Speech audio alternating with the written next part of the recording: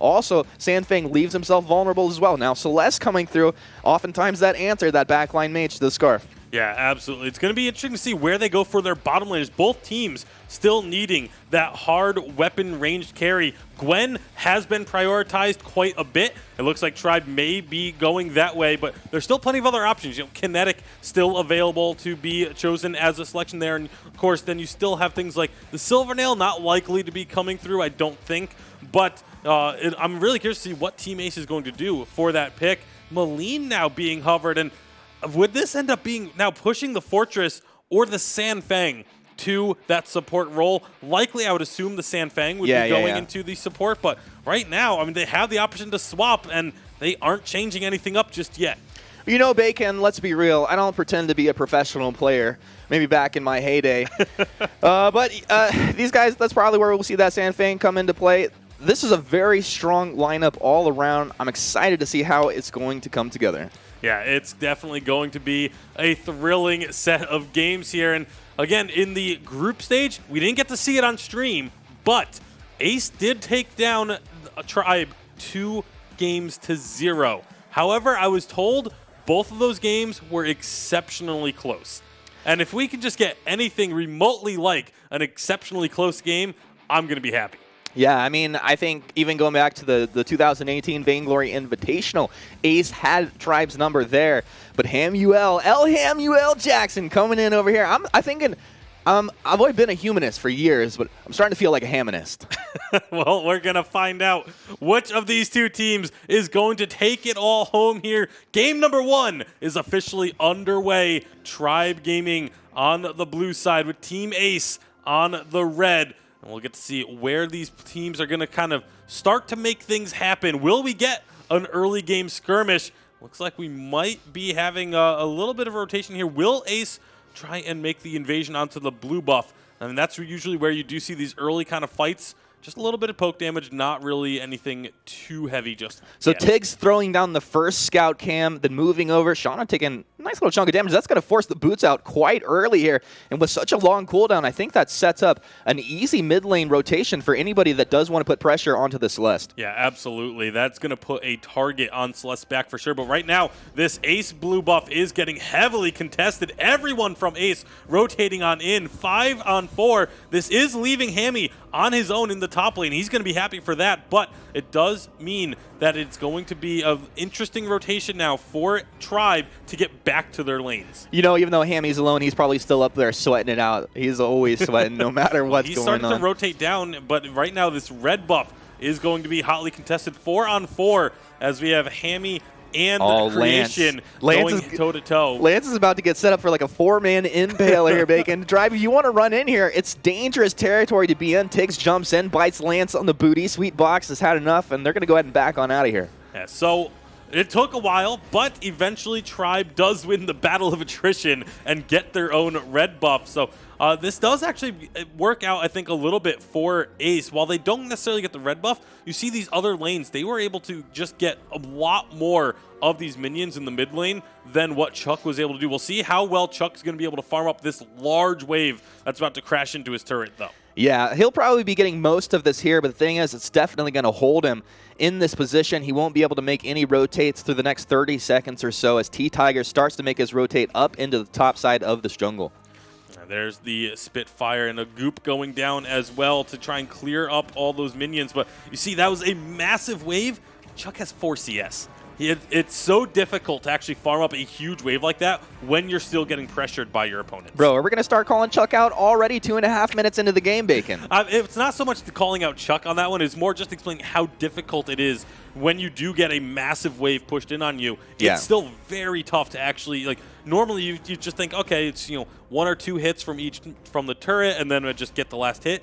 But it's so tough to do when they're so compact, and you have to worry about a Celeste raining heliogenesis on you. Yeah, definitely. Also being only level 2, not having much energy, kind of a hard thing to deal with there. 3 minutes in, though, as Tribe rotates up, they're going to go ahead and get that crystal buff and right back to the mid lane. Tiggs yet to make his presence felt up on the top half of this map, now rotating up there where he'll join with El Hamuel, and let's see if they can put some pressure on to Creation up here.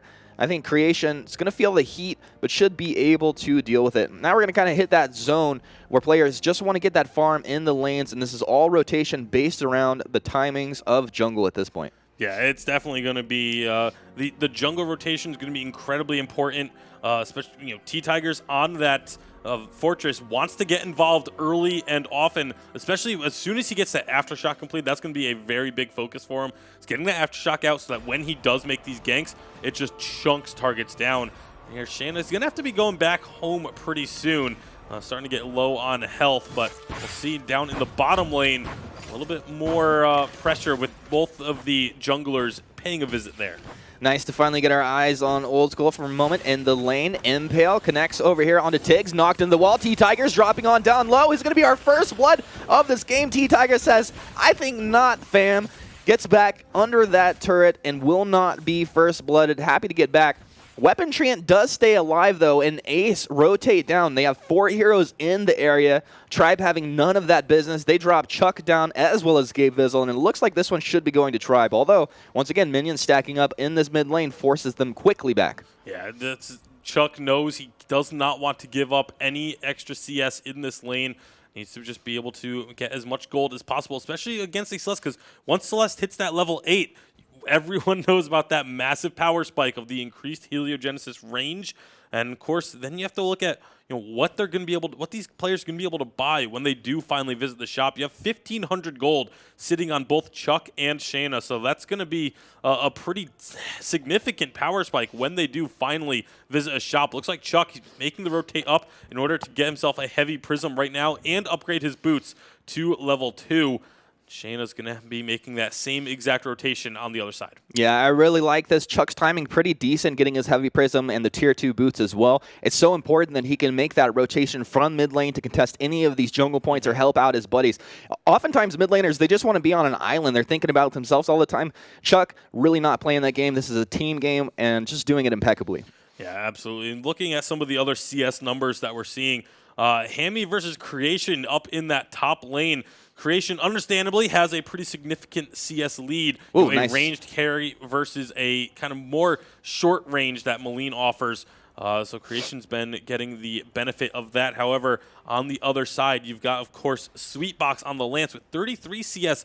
You compare that to Old School's 38. So things actually looking pretty good CS-wise for Team Ace, and it's reflected in that about 4,000 or 5,000 gold lead or so that they're holding on to.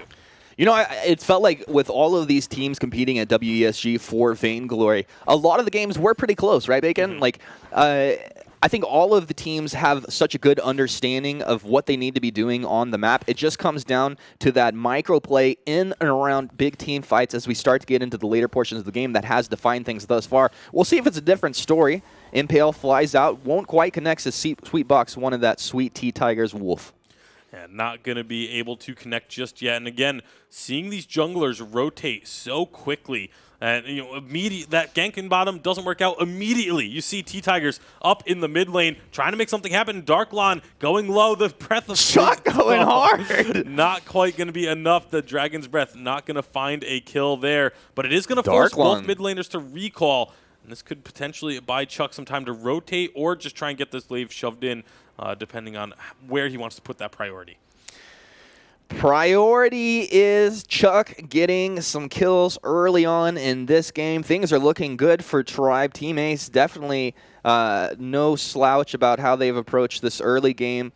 No surprises here for me. I mean, this is pretty much textbook as far as we see this execution. Now, Attack of the Pack, they want Sweetbox, and they should be able to get this one. Sweetbox turns around, one pop, but the kill comes through for T-Tigers as he pairs up with Old School down in the bot lane. Yeah, that's definitely going to be good for the momentum and the mentality of Tribe coming this one. Keep in mind, Tribe, they have had this kind of history of this past year or so of doing really well, but just not quite being able to beat these Korean teams. And, we saw at the VPL World Invitational a very lackluster performance for both North American teams in that event. And this is about redemption. This is about kind of making up for that past event. And especially for some of the individual players, you look at Hammy. He is one of these guys who has just been so close so many times. Multiple second place finishes for him. He wants this first place finish probably more than anyone I've ever seen. You know, I think if we go back looking at the past performance recently of North America getting dropped down, maybe I don't think arrogance is the right word, a bit of overconfidence, but also, you know, they weren't as prepared, didn't have that time to make sure that they were prepared to bring their best performance, and it did kind of show at the Vainglory Invitational 2018. I think complacency is actually the perfect word for it, because the thing was, they weren't... We might have a skirmish up towards this top half of the map in the mid lane if we can get our cameraman over there. I know Old School's farming is a thing of beauty. I could watch it for hours. Yeah, it is definitely impressive to watch, but we want to see these fights when they do break out. This is a 4-on-2 onto this mid turret. Team Ace not messing around. They want that objective, a big ultimate Master's though. got a lesson. Dragon's Breath will come through, but it's not really coupled up properly. Now they have shoved Ace off of the T2 turret, but T-Tigers is here. Gabe Vizzle, he's going to eat a Solar Storm as Shana backs himself on up. The Wolves are out, and who is the target? We need a little bit of focus. Who is it going to be? Sweetbox? Nope.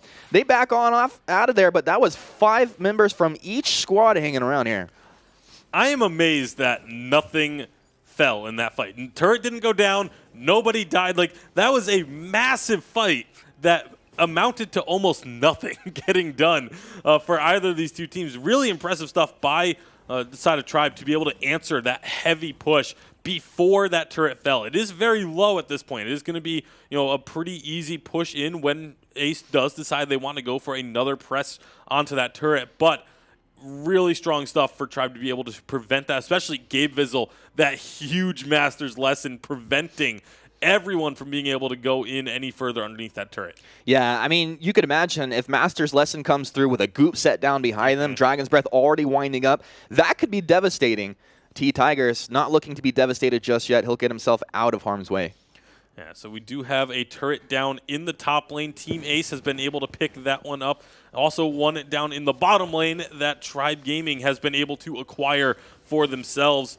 Both mid lane turrets do still stand, although obviously, as we just saw, the Tribe mid turret is going to be a little bit lower than the Ace turret for now.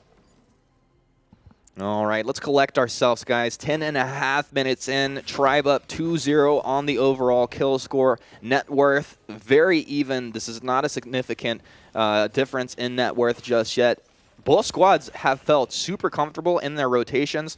That goes back to the team fighting. And T-Tigers held in place. Nice stun. T-Tigers is going to go down. Yes, Solar Storm right down the pipe to take down T-Tigers. But Tribe on the run as the Dragon's Breath comes on through. Crystal Treant getting in the mixes here. You're not going to be fighting without me. Crystal Treant will be going over to Tribe. But they've lost T-Tigers for that. And probably, well, there's a lot of low members on Team Ace, but it feels like Team Ace sticking around. Now Hammy trying to fight.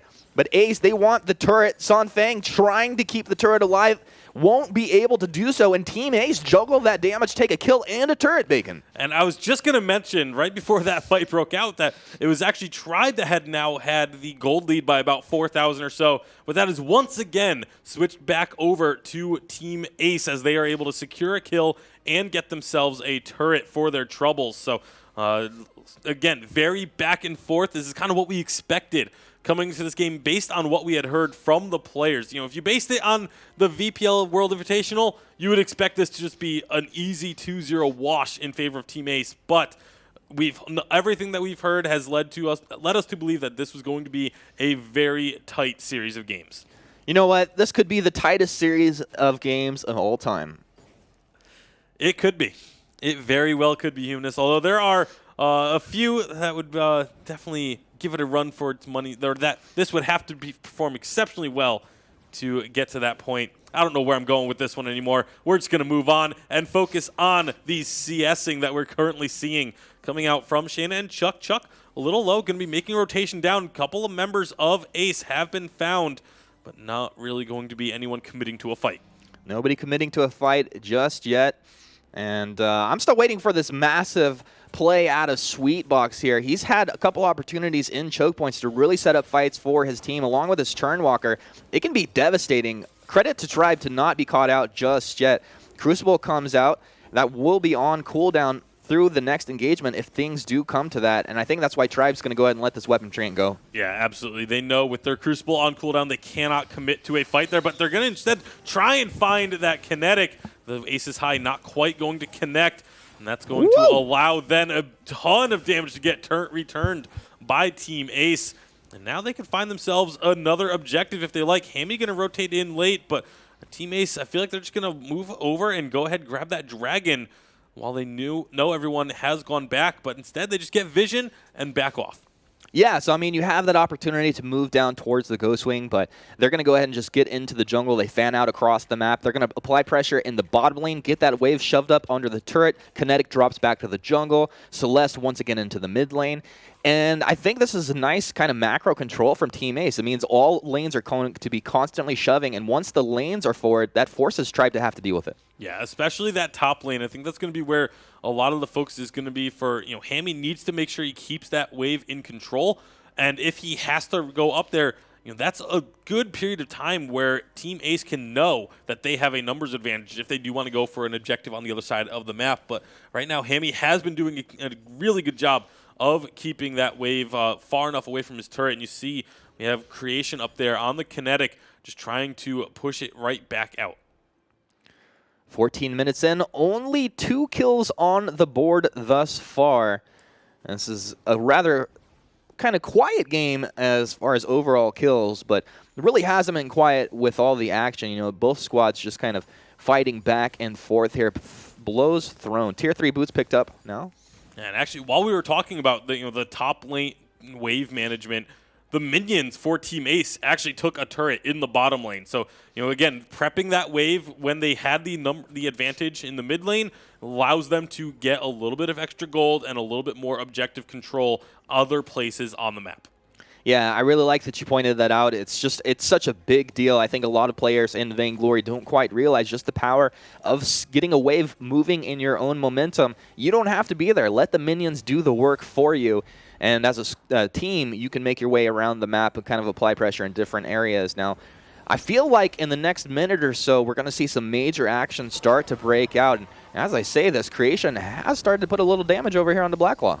Yeah, Blacklaw going to get started up, but it's just Creation for now. We'll see if that continues to be the case. He's actually not really losing any health off of this. Just the Poison Shiv for lifesteal, and he's doing just fine. Will get a bit of help from his teammates. Tribe, they're going to have to get into position soon, but they have no idea that this is even going on. There's such dominant vision control from Ace that they just get a Blacklaw, and now they found Chuck. Chuck won't get connected with that Solar Storm. Nice Crucible over here. Will block anything off, and Divine Fist comes through back the other way with the Dragon's Breath. Will Ace lose any members? Blacklaw's marching down the mid lane here. Looks like Gwen takes down the Lance. Celeste does get the Sun Thing, so we're traded out 1-4-1. The fight continues. Scorcher forward. Tassa trying to get that damage to take down T-Tigers. Wasn't quite enough.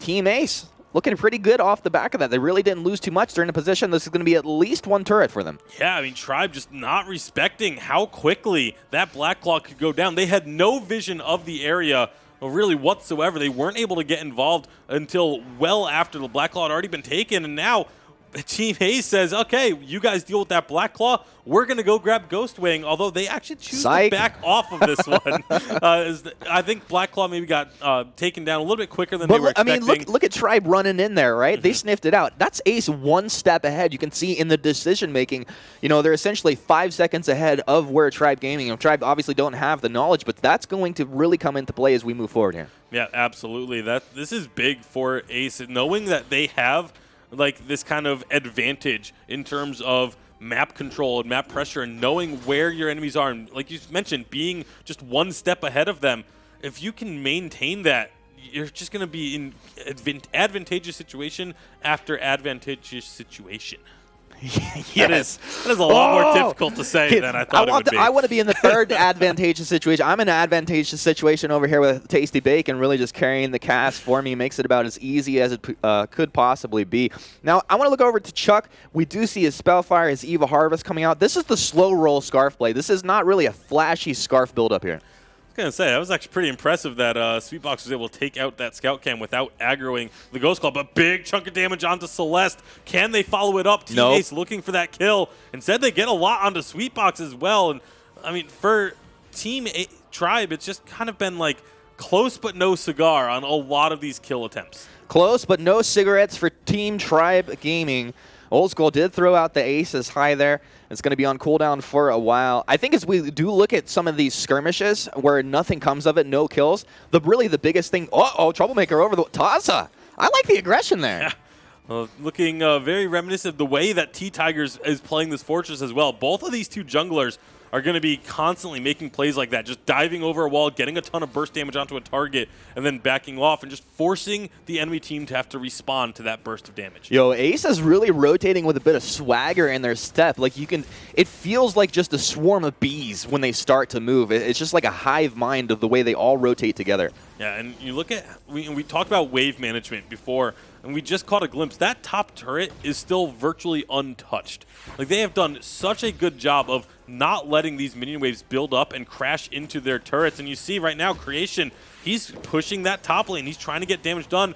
Tribe, they see this, they know this, they need to go for this Ghost Wing to try and get something back, but this is risky. So awkward. They're going for the Ghost Wing. Attack of the Pack's going to come out. Should be forcing Team Ace off this, but Kinetic still in the top lane. He's getting himself a turret. Now Tribe moves in forward onto Ace here. Can we connect? We need to mark another target with this Fortress, but it's just not going to happen here. So Ghost Wing gets taken up, but look up at this top lane. Creation getting free turret damage. He's on the top base turret right now. Yeah, Creation has just been free farming that top lane. Finally, Hammy will be going to answer, and the rest of the team is rotating up. This could be a very big fight if anyone gets caught, but just enough speed for Team Ace and Creation to be able to get out of harm's way. All right, Ghost Wing buff on Tribe Gaming.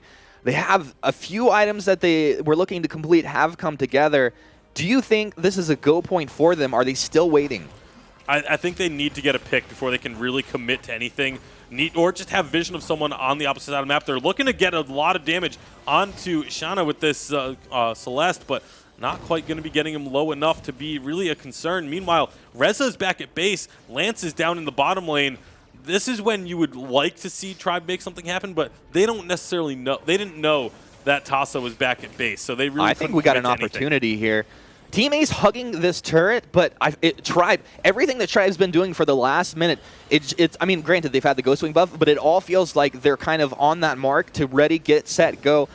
If they do make the jump, I feel like it has to be onto the Celeste, maybe onto the Kinetic, but definitely if they can get onto Celeste and take him down, that's really one of their key to the victories here. Ghost Wing buff has just faded off of the members of Tribe, so successful Ghost Wing defense for Team Ace, not losing anything in the process. That's going to be, again, Tribe just kind of trying to find an opportunity to really swing the momentum fully back in their favor. They've made some moves there, were able to take advantage of some positioning, but they got the Ghost Wing, and that was about it. Shauna with that Frostburn, Spellfire, Eve of Harvest as well, now picking up a fresh infusion 21 minutes in. This is a full, I'm sitting in the back line, I'm not doing anything else, I'm raining down Helios, and we've even seen some opportunities where maybe you could get in, get a core collapse down. Shauna really not even trying to force those, and I love to see that patience here. Huge chunk of damage onto Shauna there, getting caught by the Gwen. That's going to be a lot of damage onto Darklon as well. Looks like Tribe, they want this. Tribe wants this. Darklon on the front line. Oh, Masters listen right into the choke point. Gethin wall knocking back 4 members of Tribe. As Lance tries to get himself back out, T-Tigers jumps in. T-Tigers looks like he's going to be able to get the kill. T-Tigers does get it. Tribe Gaming lose nobody. They take 2 and start to take a massive advantage here around the 22-minute mark. Hammy, he'll dip into the shadows, not scared of anything. Creation sitting at almost full health. Could think about chasing Black Claw. Maybe fighting for Team Ace over here. Oh, T-Tigers needs to be a little careful. Not going to be committed to, but they will finally get themselves this mid-turret. Tribe, that is, and they win that fight, but now they have to recall, regroup, but that is still huge for them to know that they were able to get those couple kills. Woo, that is super close. Chase. Move me down, cameraman. Solar Storm comes through, hits a web. Tossa, you chased too far. You played yourself. Team Ace has officially played themselves, Bacon. Was that Team Ace playing themselves, or was that Tribe playing Team Ace, baiting the chase? Oh my goodness. Team Ace or Team Tribe? Tribe Gaming? I don't know. They're playing Vainglory and playing Ace at the same time. That was really impressive stuff from Tribe. But you look at the gold. All that did was even up the gold. It's dead even now. Oh my Whoa! goodness, huge damage. Chuck burn, baby, burn! Chuck single-handedly getting her done right here. Lance is going to be dropping down as well. Master wants to give a lesson, but it looks like the lesson's already been learned. Hamuel chasing down. He'll find the Lance over to the east side of the fight as Tribe lose one. Once again, take two. And Bacon, you mentioned the gold was even, but sometimes in a draft like this, gold being even doesn't necessarily mean that the game is even itself. And one of the things that, actually, hold on a little bit because we might get another engagement here. No, it looks like it is going to be Ace backing off. But one of the things that a lot of players say about Chuck is that he doesn't take risks. He's very safe. He stays back. He's a very consistent but safe player.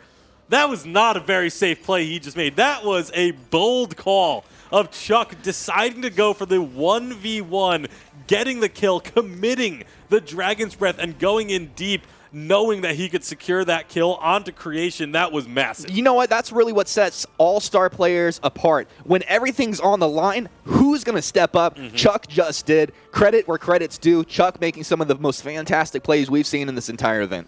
Yeah, that was so clutch. And now what's going to come from it? Because you have both teams posturing up around this Black Claw. Tribe, they have complete control of the vision here. But Ace, they're going to likely know that's going on, especially as Creation takes some mystery damage over the wall from the Dragon's Breath. But they are going to be looking to try and get in here, but it's going to be so difficult. Big Solar Storm. They will get a little bit of the healing, though, from the Black Claw take. So that Solar Storm basically gets wiped off. And now we have Black Claw pushing in the mid. Tribe are going to rotate up to top. They have a pretty significant minion wave here that they can carry in with them while Ace has to deal with the Black Claw. Oh, this is the real business right now, isn't it, Bacon? Tribe up here, they're going to be getting a turret for free as Ace has to deal with the Black Claw in the mid lane. I'm looking over here at Old School, Tension Bow, Sorrow Blade, Breaking Point, Fresh Infusion. As the fight goes on, if they're not taking down the Gwen, they're in trouble. But they have to deal with the Scarf at the same time. Let us not forget Hammy as well on the Malign, who's gone for a massive damage build himself.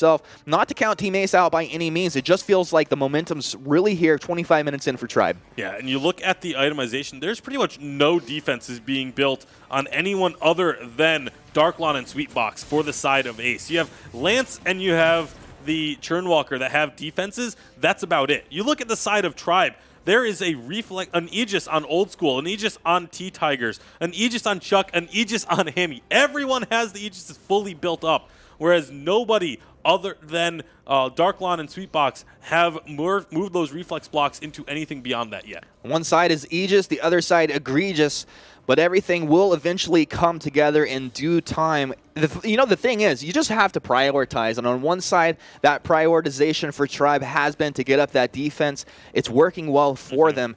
But look at these guys. They are now setting the pace where Team Ace, through the mid-game, Team Ace was, we talked about it, one step ahead in everything they were doing. Now Tribe, really, they're making the decisions, and Ace, late to the party. Yeah, this is now Tribe making Team Ace march to the beat of their drum, and this is just massive turnaround from where we were about 10 minutes ago in this game or so when it was all coming up Team Ace. Now they know that they have to be worried. There's not a ton of crowd control on the side of Tribe. They have 2 Crucibles to deal with it and a couple of reflex blocks, but Shayna still with no reflex block at all on this Celeste. If they can get targeted onto Shayna, that is a very quick kill to come through. But right now, Ghostwing is going to be taking Master's Lesson. Master's Lesson blocked off here. Nice job by Ace. Now the Wolves will come out as the Solar Storm comes down. The choke point here, a lot of damage onto Old School. They're going to start to trade blows back and forth as bodies drop. Blood is in the river. Tribe looks like they have the advantage. Ace getting melted on down. It is going to be an Ace in the river. Tribe Gaming lose 1, take 5. Oh, boy. And they're just not even going to wait for minions. They want to end this game. Let's go! They have 40 seconds to do it. That is more than enough time through one turret. Backdoor protection be damned. This is Tribe Gaming taking a huge team fight and turning it into a Game 1 victory. Oh my goodness. Bacon, how about them apples coming through? I mean, there was no chance you get aced in the river 27 minutes in. Tribe Gaming will take this one 13-4. Oh, Hammy gonna shake it out there, the nerves a little bit.